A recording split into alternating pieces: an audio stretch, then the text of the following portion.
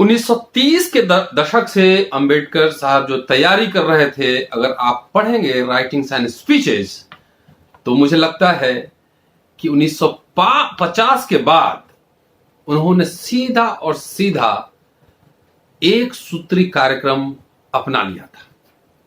वो कार्यक्रम था धर्मांतरण का, कन्वर्जन का, बुद्धिज्म की ओर जाने का। आभासी दुनिया के मेरे दोस्तों, रतन लाल बोल रहा हूं। काम की बात लाल की क्लास में आपका स्वागत है और पेश है अंबेडकरनामा।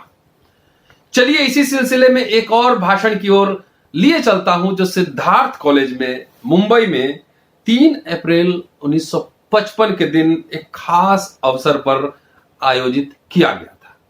और यह अवसर क्या था?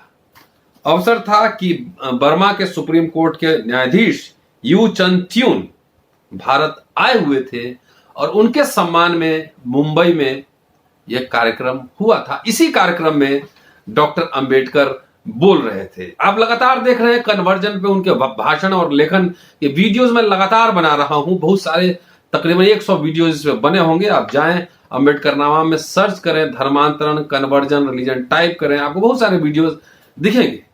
तो ये भाषण बहुत छोटा है लेकिन बहुत दिलचस्प है। और फिर वो रिपीट कर रहे हैं अपने कुछ बातों को, और जो कह रहे हैं वो दिलचस्प है। नटशेल में कह रहे हैं कि प्रजातंत्र के 2 दुश्मन हैं, तानाशाही और आदमी आदमी के बीच भेद करने वाली संस्कृति।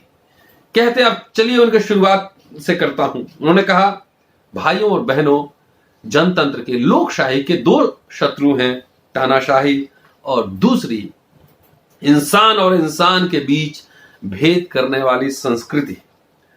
अमेरिकी स्वतंत्रता के बारे में बकल ने कहा कि तानाशाही के कारण निर्माण हुई शक्ति या सामाजिक संगठन स्थायी नहीं हो सकता।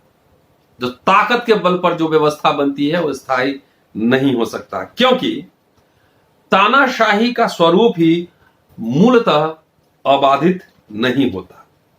उस प्रेरणा को, जिस प्रेरणा से वो तानाशाही पनपा है, अगर उसको हटा दिया जाए तो वो संगठन, तानाशाही व्यवस्था टिक नहीं सकता, वो ध्वस्त हो जाएगा। इसलिए कम्युनिज्म भी अबाधित नहीं है, उसमें भी समस्या है। इसी प्रकार इंसान से इंसानों में भेद करने वाली नीति, सामाजिक आर्थिक भेद करने वाली नीति जनतंत्र के लिए खतरा है। ये 2 महत्वपूर्ण खतरे उन्होंने बताए थे। आगे कहते हैं कि हिंदू धर्म के बारे में बोलना हो तो मोटे तौर पर मुख्यतः 3 प्रमुख हिस्सों में बांटा जा सकता है हिंदू धर्म को। पहला होगा पद दलित निम्न वर्ग। पद दलित निम्न वर्ग, धर्म ने इस वर्ग की सामाजिक और आर्थिक घुटन की व्यवस्था की है, सामाजिक और आर्थिक घुटन की व्यवस्था की है। दूसरा वर्ग ब्राह्मणेतरों अर्थात गैर ब्राह्मण और अन्य पिछड़ों वर्ग का है। तुलनात्मक दृष्टिकोण से यह स्थित प्रज्ञ वर्ग है, स्टेटस क्वोइस्ट जैसा है। आप देख सकते हैं, आज भी आप अपने आसपास अगर तुलना करेंगे तो बहुत कुछ आपको संदर्भ दिखेगा। स्थित प्रज्ञ यानी स्टेटस को। इस वर्ग में बदलाव लाने की राह का प्रमुख रोड़ा है अशिक्षा, शिक्षा का अभाव। और शिक्षा के अभाव के कारण इस वर्ग में नए एहसास जगने में देरी होती है, देरी लगती है। तीसरा और आखिरी वर्ग है ब्राह्मण और उनसे एलाइड कास्ट, मतलब सवर्ण कास्ट। इस वर्ग के लिए इस धर्म में विशेष हक और अधिकारों की योजना है। धर्म ने उन्हें जो उच्च स्थान दिया है उसे वे कायम रखना चाहते हैं। वे इसलिए इस प्रकार अपनी पूरी व्यवस्था को वो कायम रखना चाहते हैं। लेकिन बहुजन समाज की उपेक्षा मैं नहीं कर सकता, इसलिए अपनी सारी आलोचनाओं को ध्यान में लेते हुए इस देश में बौद्ध धर्म के भविष्य को लेकर मैं आशावादी हूं। आगे कहते हैं, व्याख्या करते हैं फिर कि ब्रह्मा के मुंह से ब्राह्मण, बाहुओं से क्षत्रिय, थाई से जंघा से वैश्य और पैर से शूद्र के जन्म पर आधारित हिंदू धर्म की रचना इंसानियत को अपमानित करने वाली, बुद्धि का भेद करने वाली और ईश्वर से द्रोह करने वाली है। इस प्रकार की धर्म रचना में इंसानों के बीच कभी भी समानता, समता नहीं आ सकती।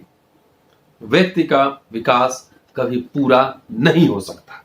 इसलिए पूरी तरह सोचने विचारने के बाद मुझे लगता है निम्न वर्ग को ऐसी सोच के खिलाफ विद्रोह करना होगा, कि निम्न वर्ग को इस सोच के खिलाफ, गैर बराबरी की सोच के खिलाफ विद्रोह करना होगा। इसका मतलब है कि इस प्रकार के सोच रखने वाले धर्म का त्याग कर समता और मानवीय एकता की सीख देने वाले बुद्ध धर्म को उसे अपनाना चाहिए। इसलिए अपने सभी बंधुओं को आखिरी बार मैं कह रहा हूं, मुक्ति प्राप्ति के लिए बौद्ध धर्म की दीक्षा लें। पश्चिमी इतिहास को देखें तो पता चलता है कि राज्य और धर्म, स्टेट एंड चर्च को अलग रखकर जितने युद्ध हुए वे इतिहास की सबसे बड़ी गलतियां हैं। मानव के जीवन से धर्म को इस प्रकार अलग नहीं किया जा सकता, बल्कि धर्म मानवीय जीवन का सर्वांग है, अधिष्ठान है, सभी मामलों की वह अंतः प्रेरणा है। इस मामले के कोई विचारवान नजरअंदाज नहीं कर सकता। और यहां अब ईसाइयत का उदाहरण देते हैं, रोम के इतिहास का उदाहरण देते हैं। कहते हैं कि गिब्बन ने रोम का इतिहास लिखा और इस किताब को पढ़ें तो एक बात साफ तौर पर ध्यान में आती है कि ईसाई धर्म की आहट सुनते ही अभिजात वर्ग के अत्याचारों से तंग आकर इधर उधर खाक छानने वाले फिरने वाले गुलामों ने ही पहली बार ईसाइयत को जीवन मुक्ति यानी कि इमेंसिपेशन करने वाला धर्म के रूप में अपनाया। रोम में गुलामों ने ही ईसाई धर्म का पहला पगचिन्ह बनाया। यह एक बहुत बड़ा ऐतिहासिक तथ्य है, हिस्टोरिकल रियलिटी है।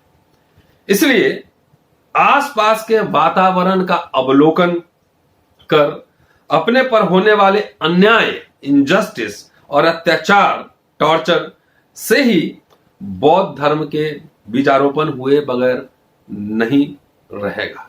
ये बौद्ध धर्म का बीजारोपण होगा। यह कारण नहीं है कि जैसे जैसे अंबेडकर के राइटिंग्स एंड स्पीचेस, उनके बारे में लोगों की जागरूकता बढ़ रही है, वैसे वैसे बौद्ध धर्म को मानने वाले लोगों की संख्या भी लगातार बढ़ रही है। और आपने अभी देखा हो, दिल्ली सरकार के जो मंत्री हैं राजेंद्र पाल गौतम साहब, उन्होंने 2025 में 10 करोड़ लोगों को बौद्ध धर्म अपनाने की मुहिम चला रखी है और 10 करोड़ बनेगा। इसलिए आप जाइए और जय भीम उनका ऑर्गेनाइजेशन है, उसको एक बार देखिए, उस पर क्लिक कीजिए, उसमें डिटेल्स लीजिए और रजिस्टर्ड कीजिए।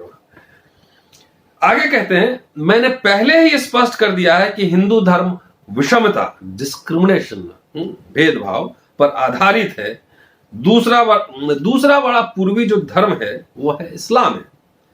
ब्रदरहुड यानी बंधु भाव के लिए यह धर्म मशहूर है। इस्लाम धर्म में ब्रदरहुड के लिए मशहूर है, लेकिन यह बंधु भाव केवल उसी धर्म तक ही सीमित है। बौद्ध धर्म सभी मानव को समानता का अधिकार देता है। केवल इसी धर्म में मानव जीवन का योग्य आदर, रिस्पेक्ट फॉर ह्यूमन बीइंग है। उसमें इस प्रकार का भेदभाव, डिस्क्रिमिनेशन नहीं है। बौद्ध धर्म ही सच्चा समता का धर्म है। मुझे बुरा लगता है कि मैंने इस कार्य को संपन्न करने के लिए मेरी ओर से देरी हो गई, वरना आज मुझे इस बीज की बुआई के फल देखने को मिलते हैं। क्योंकि 20 साल लगातार वो सामाजिक, राजनीतिक, आर्थिक जो अधिकार थे उसके संघर्ष के लिए, उसके लिए भी वो लड़ रहे थे, संघर्ष कर रहे थे। इसलिए यहां कह रहे हैं कि उन्होंने घोषणा 1936 में की थी कि मैं हिंदू धर्म में पैदा हुआ हूं लेकिन मरूंगा नहीं, लेकिन जाके कह रहे हैं कि लेट हो गया थोड़ा, नहीं तो अब तक स्थितियां बदल गई होती। खैर कोई बात नहीं, अभी भी देर नहीं हुआ है, आप लोग ध्यान से सुनते रहें। आगे कहते हैं, इस बारे में मुझे रत्ती भर शक नहीं कि मेरे समाज के 90% लोग मेरे कथन से सहमत होंगे। आलोचक चाहे कुछ भी कहे, मुझे इस बारे में कोई शक नहीं कि इस देश में बौद्ध धर्म पुनर्जीवित होने वाला है। इस बारे में मेरे मन में तिल मात्र की भी शंका नहीं, संदेह नहीं। आगे कंक्लूडिंग पोर्शन कह रहे हैं, कुछ लोग आलोचना करते हैं कि आजकल के युग में धर्म की क्या जरूरत है। इसकी व्याख्या देते, इसका स्पष्टीकरण देते हैं। कहते हैं, मुझे लगता है कि ऐसे लोग मानवीय समाज की धारणा के लिए धर्म की कितनी आवश्यकता है यह भूल जाते हैं। लोग आस्तिकों को, दुनिया में ज्यादा आस्तिक होते हैं, नास्तिक लोग कम होते हैं। मानवीय समाज को धर्म ने ही 2 देन दी हैं। पहली, मानवीय जीवन में एकता साबित करने के लिए मानसिक प्रेरणा का निर्माण करना। धर्म के कारण ही मानवीय एकता के लिए पोषक विशिष्ट प्रकार के माहौल का निर्माण होता है। दूसरी, मानवीय समूह में धर्म ही समानता का निर्माण कर सकता है।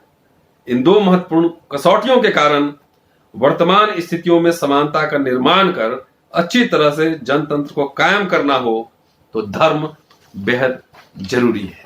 तो शुक्रिया दोस्तों, ये था डॉक्टर अंबेडकर का महत्वपूर्ण भाषण और ये वॉल्यूम 40 में है, chapter number 331, page number 379 to 80। आप जाकर वहां देख सकते हैं। और आप जानते हैं कि अंबेडकरनामा एक मुहिम है, ज्यादा से ज्यादा लोगों तक पहुंचाने का। ओरिजिनल बात, ये कथा कहानी नहीं है।